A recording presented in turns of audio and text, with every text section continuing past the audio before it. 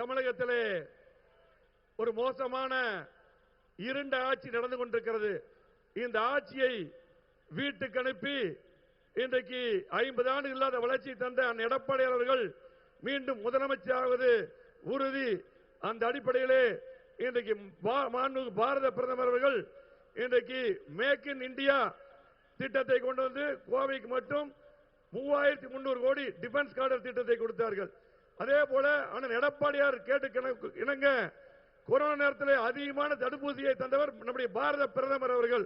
அதே போல ஆபரேஷன் சிந்தூர் இன்னைக்கு தந்து நம்முடைய மானத்தை காப்பாற்றியவர் பாரத பிரதமர் அவர்கள்.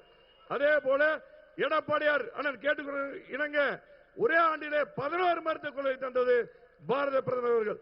அதே போல ஸ்மார்ட் சிட்டி திட்டத்தை தந்தவர் பாரத பிரதமர் அவர்கள். அதே போல ஜிஎஸ்டி 2.0 5% மற்றும் 18% கொண்டு வந்தது மாண்புமிகு பாரத பிரதமர் நரேந்திர மோடிஜி அவர்கள். அதே போல அமெரிக்கா, இஸ்ரேல், ஈரான் போர் நடக்கும் பொழுது நமக்கெல்லாம் எந்த பிரச்சனை நாட்டுக்கு இல்லாமல் பார்த்துக்கொண்டு அதிகமான டீசல் பெட்ரோல் எல்லாம் அற்புதமாக ஒரு மாதம் 5 கப்பலில் வர வச்சார் மாண்புமிகு பாரத பிரதமர் நரேந்திர மோடிஜி அவர்கள். இங்கே தமிழகத்தில் நடந்து கொண்டிருக்கூடிய திமுக ஆட்சி இன்னைக்கு மக்களுக்கு பாதுகாப்பு இல்ல, பெண்களுக்கு பாதுகாப்பு இல்ல. கண்டிப்பாக 50 ஆண்டுகள் வளர்ச்சியை இந்த கோவை மாவட்டத்துக்கு தந்த அந்த எடப்பாடி அவர்கள் முதலமைச்சராக வருவார்கள். நம்முடைய மாண்புமிகு பாரத பிரதமர் அவர்கள் அத்தனை திட்டத்தையும் கோவை மாவட்டத்துக்கு மட்டும் தமிழ்நாட்டுக்கு மீண்டும் தருவார் என்று சொல்லி இந்த சிறப்பான நிகழ்ச்சிக்கு வந்திருக்கக்கூடிய அத்தனை பேரையும் வரவேற்று விடைபெறுகிறேன். நன்றி, வணக்கம்.